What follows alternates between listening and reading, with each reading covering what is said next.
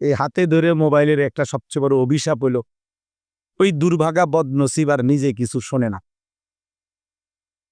এই বদনসিব কিছু বোঝেও না। আপনার এই দুর্ভাগা এটা নিয়ে এত বেশি মনোযোগী থাকে যে তার নিজের জন্য সে কিছুই নিতে পারেন। সব সময় এটা আমার অভিজ্ঞতা। এটার প্রতি তার মোবাইল হাতে ধরে রাখলে, হাতে ধরে রেকর্ড করলে, হাতে ধরে ভিডিও করলে, ওয়াজ বয়ান, তে এই দুর্ভাগা আর কিচ্ছু বোঝেন। এই শুধু সর্বোচ্চ যত্ন নিয়া মোবাইলটার মধ্যে উঠে এইটাই যা, এটা একটা সুকারি আমার মোবাইলে ওয়াজ আছে। বুঝছেন না? আমাদের দেশে আগে বলতো, অনেক গ্রাম্য মানুষ কয় না যে বেটা 2-4 জন হুজুর আমরা পকেটে দেয়, এরকম বহুত হুজুর আমরা কি পকেটে দেয়, এরকম আর এইটাও এরকম এক ধরনের বাজে নেশা ছাড়া আর কিচ্ছু। এইটা এক ধরনের মানসিকতা, যখন তখন যেখানে সেখানে যত্রতত্র যা পায় তার ছবি উঠানো, এক ধরনের বিকৃত মানসিকতা ছাড়া, অসুস্থ মানসিকতা ছাড়া আর কিচ্ছু। এর কোনো বৈজ্ঞানিক ভিত্তিও নাই, এর কোনো দার্শনিক কোনো যুক্তিও নেই। কোরআন সুন্নাত তো কোনো ন্যূনতম কিচ্ছু নাই, বাকি পৃথিবীর জাগতিক কোনো ব্যাখ্যাও নাই, কোনো কারণ।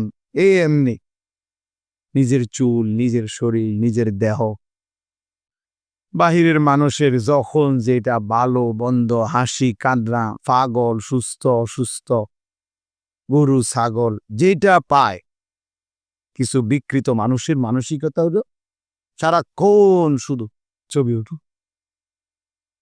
ছবি উঠু। এটা এক ধরনের একদম অসুস্থ মানুষ।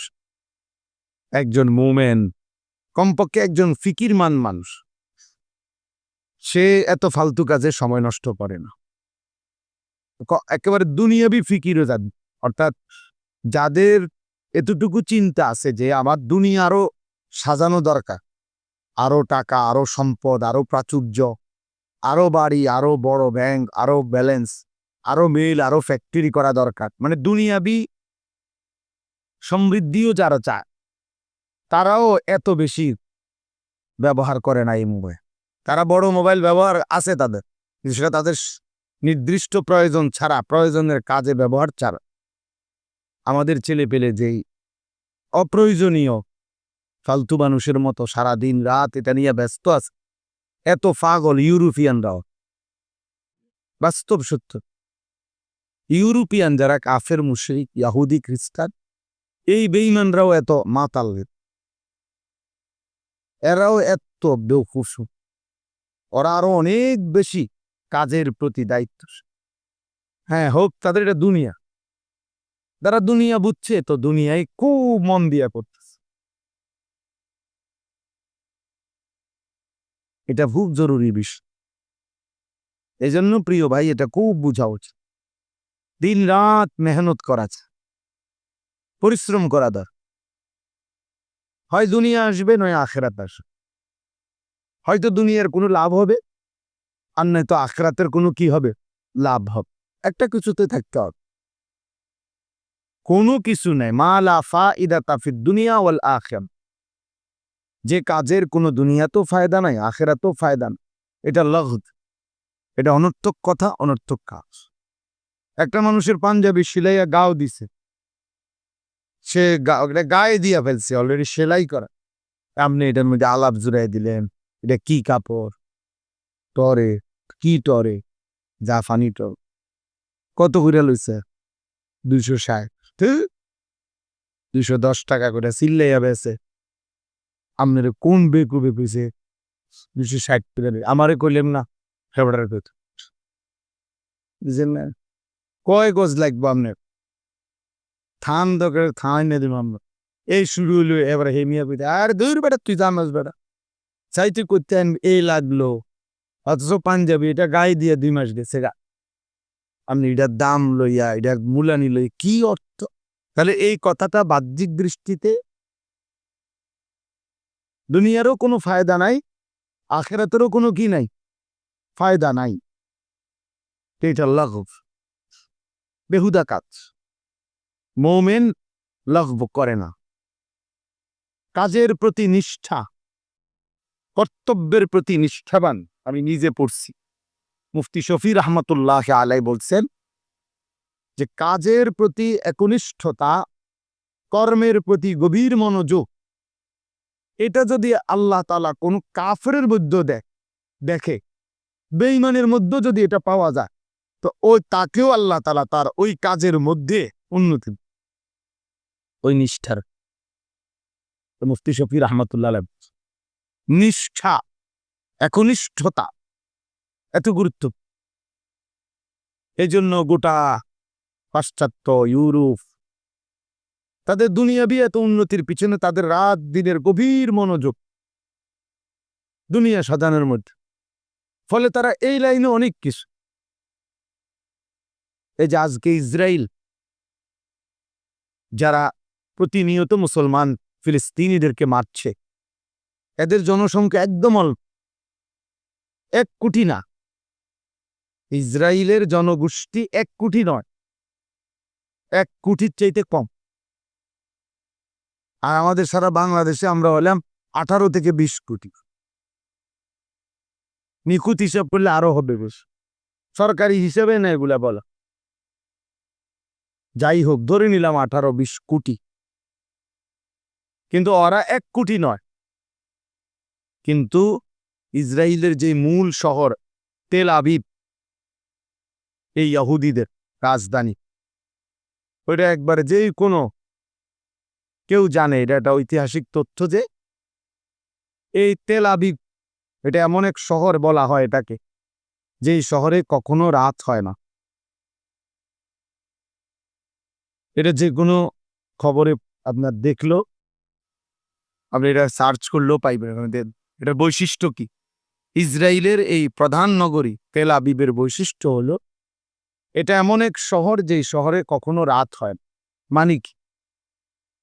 মানে এনে সূর্য ডুবে না, তেলে রাত হয় না মানে কি? অর্থ হলো এটা এমন একটি শহর যেই শহরে কখনোই এমন কোনো টাইম নাই যে টাইমে পুরা শহরের সমস্ত কর্মস্থল, অফিস আদালত, কাজ কর্ম সব একসাথে এই মুহূর্তে বন্ধ। যে যেমন রাত 10টার পরে বা 12টার পরে সকাল 4টা পর্যন্ত কমপক্ষে মনে করেন এইটুকু টাইম ঢাকা শহর বা একটা শহর যে অধিকাংশ 98%, 99% কর্মক্ষেত্র বন্ধ, ঠিক না? কমপক্ষে 6 ঘন্টা, কমপক্ষে 8 ঘন্টা, মানে এই সময় কোনো কি নাই, অফিস আদালত, ব্যাংক ব্যালেন্স, মিল ফ্যাক্টরি চালু নাই। হ্যাঁ, বিচ্ছিন্ন কিছু থাকতে পারে। তাহলে এই হিসাবে মানে এটা বোঝা যায় এখন রাত, এই কারণে এটা বন্ধ। কিন্তু তাদের ওই শহরে 24 ঘন্টা বাই রোটেশন এভাবে কাজ হয়, অফিস আদালতের নিয়ম নিজাম কাজকর্মের, যে রাত 2টা দিনের 2টা বরাবর একদম সেম। ওই রাত 2টা তো দিনের 2টায়, রাত 12টা তো দিনের 12টার মতো সমান তালে কাজ চল বাই রোটেশন। এই পরিমাণ মেহনত করে, এই পরিমাণ পরিশ্রম তারা করে, এই কারণে বলে যে তাদের ওই শহরে কখনো রাত হয় না, সারাক্ষণই কি করে? কাজ করে।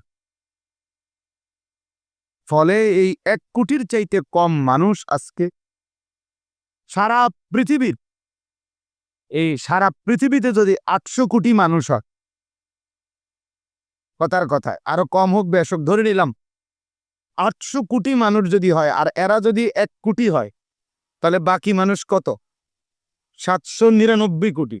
এই 799 কোটি মানুষকে যারা যন্ত্রণা দিতেছে, কষ্ট দিতেছে, 799 কোটি মানুষের বিরুদ্ধে ষড়যন্ত্র করে 24 ঘন্টা যারা, তারা এই 1 কোটি। তাদের যন্ত্রণা থেকে, তাদের ষড়যন্ত্র থেকে, তাদের ফাঁদ থেকে মুসলমানও নিরাপদ না, খ্রিস্টানও নিরাপদ না, অন্য কোনো জাত ধর্মও কিনা নিরাপদ। এরা সবাইকে তটস্থ রাখে। এবং সবার পিছনে ছড়ি ঘুরা, আঙ্গুল ঘুরায়। পৃথিবীর যেখানে যা হয় তার পিছনে তাদের হাত আছে। বিশৃঙ্খলা যেই কোনো ছোট বড় দেশে যত রকমের বিশৃঙ্খলা, এর মধ্যে তাদের ইন্ধন আছে। এত সাংঘাতিক, এত ভয়ঙ্কর, জঘন্য। তো আমার বলার উদ্দেশ্য হলো তাদের এটা মন্দ দিক, কিন্তু তারা পরিশ্রম, বোঝেন না কথা, পরিশ্রমী। কিন্তু আমাদের হালাত হলো, আমাদের অবস্থা হইল, আমাদের সংখ্যাগরিষ্ঠ এবং মূল সন্তান যারা, অর্থাৎ কিশোর যুবক, যেটা হলো মূল কর্মের টাইম, পরিশ্রমের টাইম, গড়ার টাইম, গায়ে গতরে খাটনের টাইম, এরা হইল সংখ্যাগরিষ্ঠ অকর্মণ্য অপদার্থ। এদের জীবনের কোনো লক্ষ্য নাই, উদ্দেশ্য নাই। একজন বাবা কষ্ট করে হয়তো বিদেশ করতেছে, এই একজন বাবার বিদেশের উপার্জনের উপরে সংসারের 6টা অপদার্থ মোবাইল টিপে আর খায়, ঘুমায়, আর ওই বেচারার ঘাম বাইয়া বাইয়া পড়ে।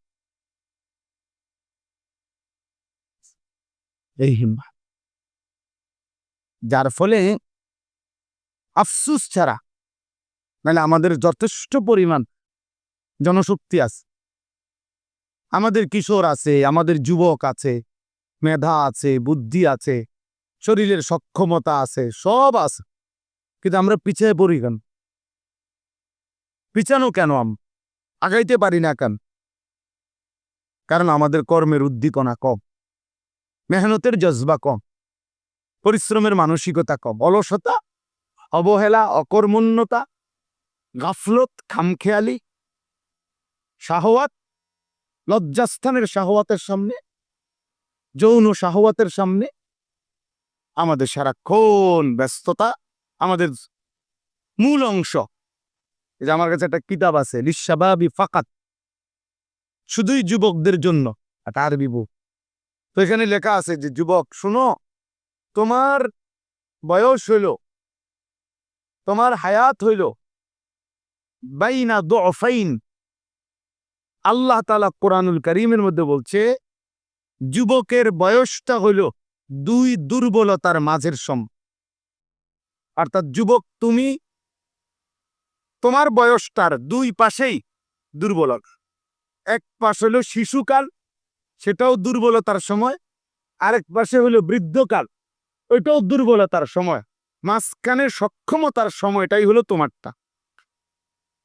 কাজে কাজ করা, মেহনত করা, পরিশ্রম করা, এই সময়টাই হলো তোমার, এই দায়িত্বটাই তোমার। গড়া, সাজানো পৃথিবীকে, দিনকে, ধর্মকে, এটা তোমারই দায়িত্ব।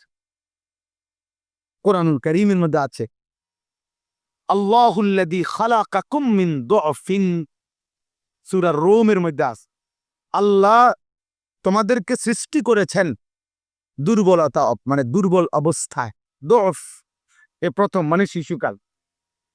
সুম্মা জাআলা মিন বা'দি দুফিন কুওয়াতান, অতঃপর আল্লাহ তাআলা তোমাদের সেই দুর্বলতার উপরে দিয়েছেন কুওয়াতান, শক্তি। ভাই আমার একটা অনুরোধ হলো, ছাত্র নিলে একবারে নেন, একটু পর একজন একজন করে উঠাইয়েন। আপনার ছাত্র ওস্তাদের সদপদর তো ভালো লাগতেছেন।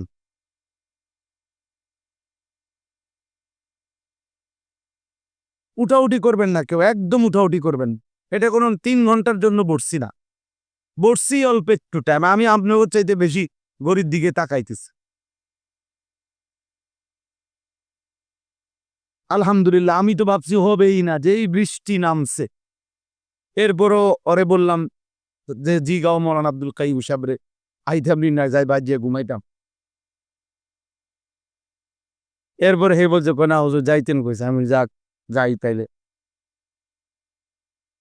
তাইলে আল্লাহ তাআলা বলতেছেন সুম্মা জাআলা মিন বা'দি দুফিন কুওয়াতান, অতঃপর আল্লাহই তোমাদের সেই দুর্বলতার উপরে দিলেন কুওয়াতান, মানে কি?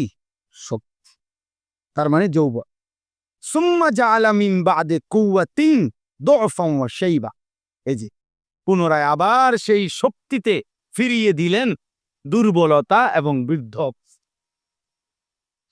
তাহলে আশ-শাবাবু বাইনা দু'ফাইন, যুবক হলো দুই দুর্বলতার, বাম এদিকেও তার দুর্বলতা, এদিকেও তার কি দুর্বল। যৌবন কালটাই কাল। এবার তুমি যদি পিছন দিকে ফেরো তাইলেও দুর্বলতা, যদি সামনে আগাও তাইলেও কি আসতেছে। তাহলে কাজ করার এখনই সময়, মেহনত করার এখনই সময়, দেশ গড়া, জাতি গড়া, সমাজ গড়া এখনই সময়, এখনই সময়, নিজের আখিরাত গড়া এখনই সময়। আল্লাহ নবী সাল্লাল্লাহু আলাইহি ওয়াসাল্লাম বলছেন, শাবুন নাশআ ফি ইবাদাতিল্লাহ, যে যুবক তার যৌবনকাল আল্লাহর ইবাদতে কাটাইছে, বেড়ে উঠছে, ইবাদতের মাধ্যমে যে তার যৌবনটা বেড়ে উঠছে, আল্লাহ তাআলা তাকে আল্লাহর আরশের নিচে ছায়া দান করবে। আরশের নিচে ছায়া দান করবে। এজন্য প্রিয় ছেলেরা বুঝতে শিখো, একজনই বুঝো, একজনই ভালো হও, একজনই ভাবো, একজনই নিজের জন্য, দেশের জন্য, ইসলামের জন্য, দ্বীনের জন্য কিছু করো। যে হোক আমি একজন। আমাদের প্রিয় ভাই বর্তমান সময়ে উদীয়মান, আলহামদুলিল্লাহ, অনেক সুন্দর বয়ান করে। আমগো পছন্দের আমার শায়েখ আরিফ বিল্লাহ হাকিমুন নফস আল্লামা মুফতি মুশতাকুল নবী কাসিমি, আমার শায়েখেরও পছন্দের হযরত মাওলানা মুফতি ইউসুফ বিন ইকবাল, এই মাওলানা আমার এই বই দিছে, এই বই 2-3 দিন আগে আরো একটা বই দিছে, আরো শুনবো, শাবাবুন লা ইয়ানসাহুমুত তারিখ, আরবি বই। ওই যুবকরা 1450 বছর ইসলামের ইতিহাসে, ওই যুবকগণ ইতিহাস যাদেরকে কখনোই বলে নাই। কি বই? শাবাবুন লা ইয়ানসাহুমুত তারিখ। সেই যুবকগণ মানে সাহাবীদের থেকে নিয়ে ধারাবাহিকভাবে অনেক নওজোয়ান, ওনাদের জীবনী, যাদেরকে ইতিহাস কখনোই কি করে নাই, বলে না। অর্থাৎ তারা তাদের যৌবনকালে এমন অমর কীর্তি, এমন অমর হিম্মতের বিষয় পৃথিবীতে উপস্থাপন করেছেন যে পৃথিবীবাসী যুগ যুগ ধরে, 1000 বছর ধরে তাদেরকে মনে রাখছে, স্মরণ করো।